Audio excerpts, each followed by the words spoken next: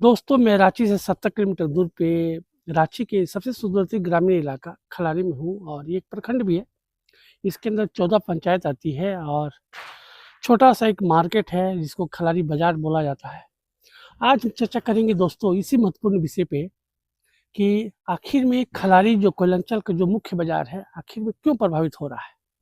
दोस्तों, महत्वपूर्ण क्या है कि जब से एनटीपीसी टंडवा का निर्माण हुआ, उसके बाद से जो मुख्य पथ बनी है, जो रांची और हजारीबाग को जोड़ने का काम करती है, इस सवाल पे ही आज फ़ोकस होगा।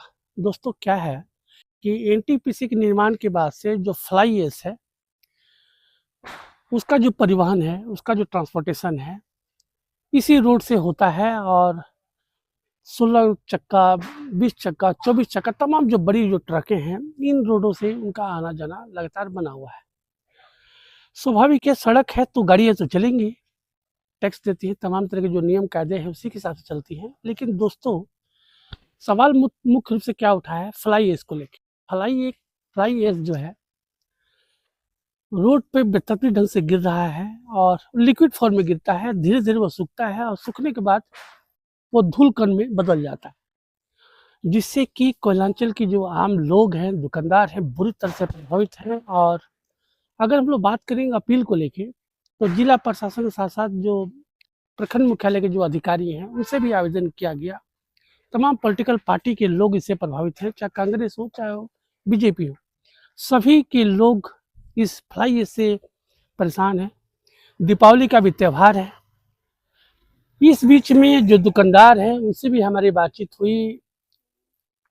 तो दुकानदारों का कहना है कि भैया कंप्लेन करते करते हम लोग थक चुके हैं। तमाम सभी से आवेदन किया, प्रशासन के साथ साथ सभी से आवेदन किया गया, लेकिन उसके बावजूद भी यह जो परेशानी के जो सबब है फ्लाई ऐश से, हम लोग को राहत नहीं मिला है।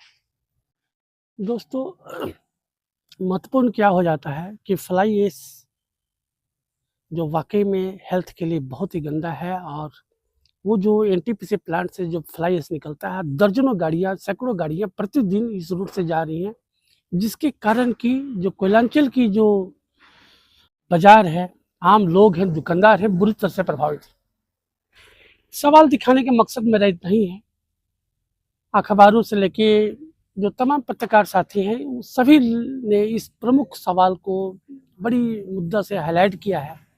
लेकिन दोस्तों, अब तक सवाल का जो एक हल निकलना चाहिए, अब तक नहीं निकल पाया है, जिसके कारण कि जो आम कोयलांचल के लोग हैं बुरी तरह से प्रभावित हैं। जिला प्रशासन के साथ साथ तमाम सरकार के जो लोग हैं उनसे भी मेरा आग्रह होगा कि जो फ्लाई ऐश है, जिसके कारण कि फेफड़ों से संबंधित बीमारियां, कई तरह की बीमारियां जो श्वास से संबंधित बीमारियां हैं, लोगों के घरों में पहुंच रही हैं।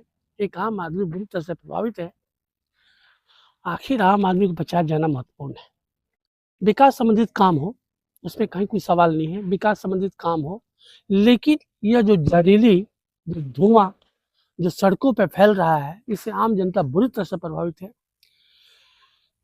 जो बाजार समिति के जो व्यवसायी संघ के जो अध्यक्ष हैं, उनका भी स्टेटमेंट है, तमाम दुकानदारों का स्टेटमेंट है। आइए सुनते हैं तमाम सवालों पे किसने क्या कुछ कहा है इस फ्लाई ऐश को लेकर। धन्यवाद। लेकिन लगातार सवाल उठ रहा है, जो भी मार्केट दुकानदार हैं, जो भी यहाँ आने वाले लोग हैं, सब प्रभावित हैं। हम लोग देख रहे हैं कि बुरी तरह से धूल उड़ रहा है, त्यौहार का सीजन है, क्या कहेंगे आप? पहले तो मैं ओझा जी आपको धन्यवाद देना चाहूँगा कि आपने फ्लाई ऐश के बारे में हमसे सवाल किया। और मैं बाज़ार का व्यवसायी संघ का मैं अध्यक्ष भी हूँ और हमने इसका ज्ञापन इंस्पेक्टर साहब, सीओ और हमने डीएसपी को भी हमने सौंपा।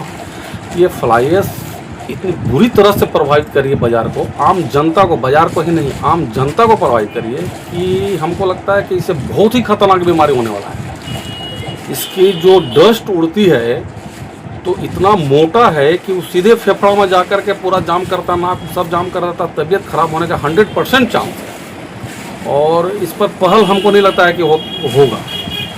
हमने कितने बार बोला कि जो फ्लाई ऐश जो ले जाता है, ट्रांसपोर्टिंग करता है गाड़ी, तो उससे चुआते ले जाता है, माने गिरता है बहुत और वही फिर डस्ट बन के उड़ता है। जबकि ये हाईवा से ढोने का चीज़ नहीं है। ये हमने पहले भी इस पर कितने बार कंप्लेन किया प्रशासन को हमने कंप्लेन किया, लेकिन हाँ इस बार है कि अभी तो पूजा का समय है, हम लोग अभी देख रहे हैं, अगर इसका समाधान नहीं हुआ तो हम लोग सारे व्यापारी रोड पर उतरेंगे और इसको खोल कर आंदोलन करेंगे।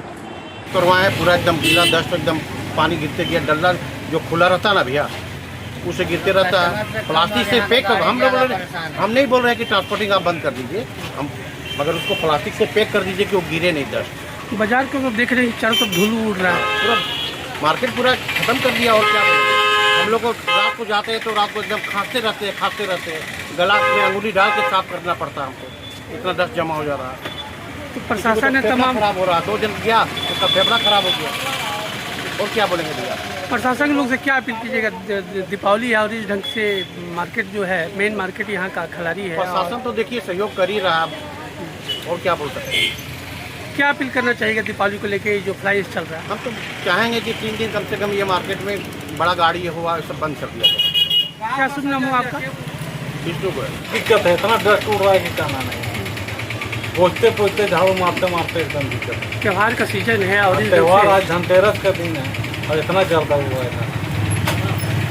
प्रशासन से क्या आप लोग अपील कीजिएगा दीपावली के लिए जिस तरह का फ्लाइस जो उड़ रहा है? रोक टोक करते तब ना सर, रोक टोक करना, आज तो रोक देना चाहिए गाड़ी।